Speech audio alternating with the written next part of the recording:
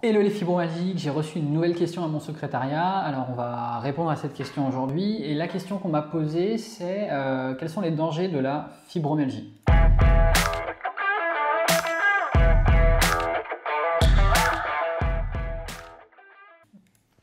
Donc on va faire comme d'habitude, je vais répondre à la question qu'on m'a posée. Et ensuite je vais ouvrir cette question pour aller justement plus loin, parce que l'objectif c'est justement de réussir à comprendre comment on peut se débarrasser de sa fibromyalgie.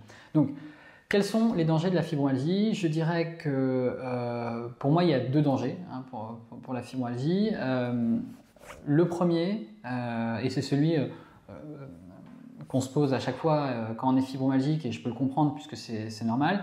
Le danger, en tout cas, auquel on pense souvent quand on est fibromyalgique, c'est la paralysie. Est-ce qu'un jour je serai paralysé? Est-ce qu'un jour je serai en fauteuil roulant? Est-ce qu'un jour je serai dans un lit à ne plus pouvoir bouger et à être dépendant de tout le monde? Et c'est une question qui est totalement normale, puisque quand on voit les symptômes de la fibromyalgie et son évolution, on peut penser qu'on va un jour finir en chaise roulante. Mais ce n'est pas le cas. La fibromyalgie n'entraîne pas la paralysie, et donc d'un côté on peut être content. Elle n'entraîne pas la paralysie, bien sûr la douleur est là, la fatigue est là, et le sommeil peu réparateur est là aussi, mais ce n'est pas une maladie qui entraîne la paralysie, en tout cas c'est pas une maladie qui va entraîner jusqu'à la paralysie. Donc d'un côté on peut être content, donc quand on est fibromyalgique, on dit ah bon bah, super, je ne serai pas en fauteuil roulant ou complètement dépendant de tout le monde. Mais on le voit quand même que c'est pas parce qu'on ne va pas être paralysé que ça n'a pas un impact énorme sur tout, sur notre vie personnelle, sur notre vie professionnelle, sur notre état d'esprit, sur notre quotidien, sur notre avenir, sur tout, puisque la maladie a un impact énorme, puisqu'elle a un impact énorme sur notre douleur, sur notre fatigue, sur notre sommeil. Et ça, ce sont les symptômes principaux, parce que souvent ces symptômes principaux sont accompagnés aussi de symptômes secondaires. Et en fait, pour moi, le danger principal qu'on a quand on est fibromyalgique, et c'est un danger qui est exactement pareil pour tous les malades chroniques, c'est que on ne s'occupe jamais de la cause de la fibromyalgie. Ça, pour moi, c'est le danger principal que tous les fibromyalgiques ont, et c'est justement aussi ça se concrétise. C'est-à-dire que les fibromyalgiques, souvent, sont totalement fatalistes, dépités face à leur maladie, et pourtant, rationnellement, quand on regarde, on voit bien que ce n'est pas normal. Alors, ils sont dépités, pourquoi? Parce que la médecine conventionnelle ne comprend pas cette maladie. Et puisqu'elle ne comprend pas cette maladie, elle n'a aucune solution à donner. Et donc, c'est pour ça qu'il y a un fatalisme tel aujourd'hui avec les fibromyalgiques. Par contre, moi, ce que je dis, c'est que si on regarde la fibromyalgie, c'est une maladie qui n'existe que dans les sociétés industrialisées. Donc, on voit bien que les sociétés industrialisées ont des caractéristiques qui font que la fibromyalgie peut se développer. Donc on voit bien que déjà c'est dans une certaine partie du monde où il y a des fibromyalgiques. Ensuite on voit bien aussi que cette fibromyalgie ne s'est développée qu'à une certaine période, qu'à partir d'une certaine période. On l'a vu, c'est à partir des années 70 qu'on a commencé à avoir des personnes fibromyalgiques. Donc on voit bien que c'est une maladie qui est quand même caractéristique, avec des caractéristiques spatio-temporelles. Ce n'est pas une maladie universelle où on peut dire tout le monde est. Certaines personnes sont tous fibromyalgiques partout dans le monde et partout quelles que soient les époques. Non, on le voit bien que c'est une partie de la population, c'est une partie du monde, c'est à une certaine période, et en plus on le voit bien aussi, ça touche majoritairement des femmes. Et donc on voit bien que cette caractéristique, que cette maladie a des caractéristiques qui font que sans doute les personnes qui font de la fibromyalgie sont dans des critères, sont dans un environnement qui fait que ça leur a permis de développer cette maladie. Et donc moi ce que je dis à tous mes clients, c'est que si on enlève tous les critères qui font que vous avez développé cette maladie, vous n'aurez plus votre maladie. Et moi, mon objectif, justement, avec tous mes clients, c'est de leur faire vérifier qu'ils peuvent s'en sortir, justement, en n'étant plus, enfin, en travaillant sur la cause de leur fibromyalgie. Et justement, pour réussir à ne plus souffrir de sa maladie, et puisque les fibromyalgiques souffrent énormément, eh bien, l'objectif quand même, c'est de sortir de ce fatalisme et de pouvoir justement travailler sur la cause de la fibromyalgie. Parce que le plus gros danger donc, des fibromyalgiques, c'est de rester fibromyalgique toute leur vie en ne faisant que soulager les symptômes et en ne travaillant jamais sur la cause. Et c'est 90% des fibromyalgiques aujourd'hui. Alors j'espère que justement avec le programme qu'on a monté justement dans le cabinet, dans notre cabinet qui s'appelle Epigénise, on va réussir à montrer à tous les fibromyalgiques qu'ils peuvent s'en sortir et qu'ils peuvent voir le bout du tunnel, puisque c'est vraiment notre objectif à nous. Hein. Notre objectif, c'est pas simplement de camoufler les symptômes ou de soulager les symptômes, c'est de vérifier que quand on travaille sur la cause du problème et qu'on comprend comment il fonctionne, eh ben, on réussit à se débarrasser de sa fibromyalgie. Qu'est-ce que je voulais dire? Oui, alors maintenant, en fait, il va falloir parler aussi des deux causes de la fibromyalgie, puisque aujourd'hui, il y a très peu de personnes qui comprennent cette maladie, très peu de personnes ensuite, même qui la comprennent, qui savent ce qu'il faut faire. Et donc, aujourd'hui, justement, c'est un peu l'objectif de tous ces épisodes, c'est de réussir à démocratiser la connaissance que nous, on a chez Epigénie sur toutes les maladies qu'on accompagne, qui est de la connaissance où, justement, ce qu'on dit est un peu à contresens de tout ce qui est dit aujourd'hui. Et c'est très bien, puisque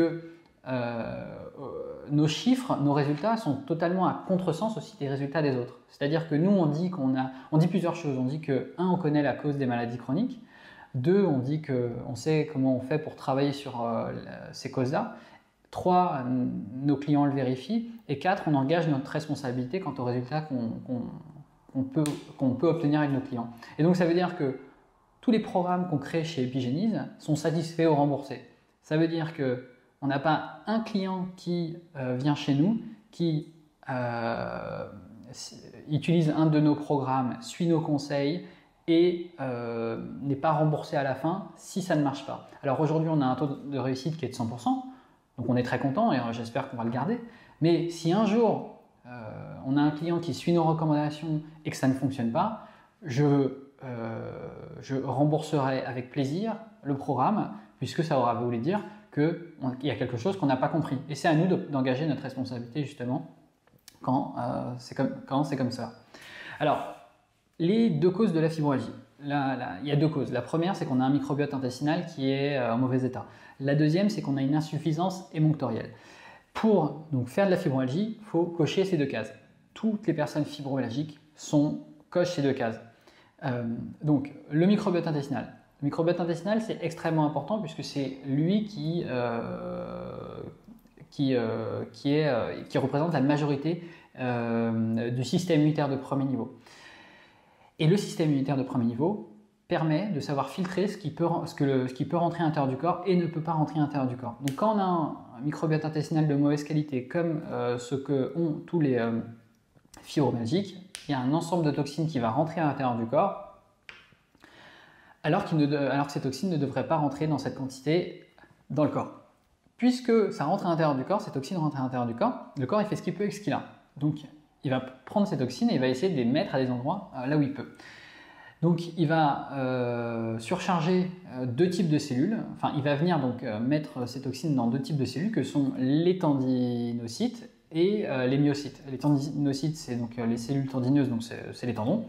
Et les myocytes, c'est les cellules musculaires, donc c'est les muscles. Donc, tous les fibromyalgiques vont venir être totalement encrassés en un type de cellules, dans un type de déchets qu'on appelle des toxines, des acides. Et ces déchets donc, vont venir surcharger l'ensemble, vont venir surcharger les deux types de cellules, les tendons et les muscles. C'est pour ça que quand on appuie sur les 18 points là, des fibromyalgiques, on a mal. Pourquoi? Parce que ces 18 points, ce sont des tendons et des muscles. Et donc c'est pour ça que ça nous fait souffrir puisque justement ces cellules sont totalement surchargées.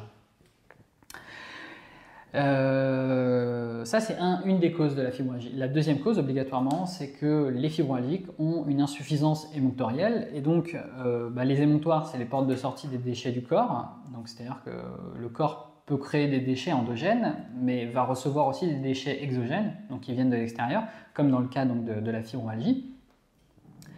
Et il va falloir qu'il fasse quelque chose avec ces déchets. La théorie, normalement, ce qu'il devra faire, c'est prendre ces déchets et les sortir de l'extérieur du corps. Donc, on a plusieurs portes de sortie du corps, on a les intestins avec les selles, on a les reins avec l'urine, on a les poumons avec l'air, on a la peau avec la transpiration, et les femmes ont un 5e émonctoire qui est le vagin, qui permet de sortir des déchets aussi tous les mois grâce aux règles.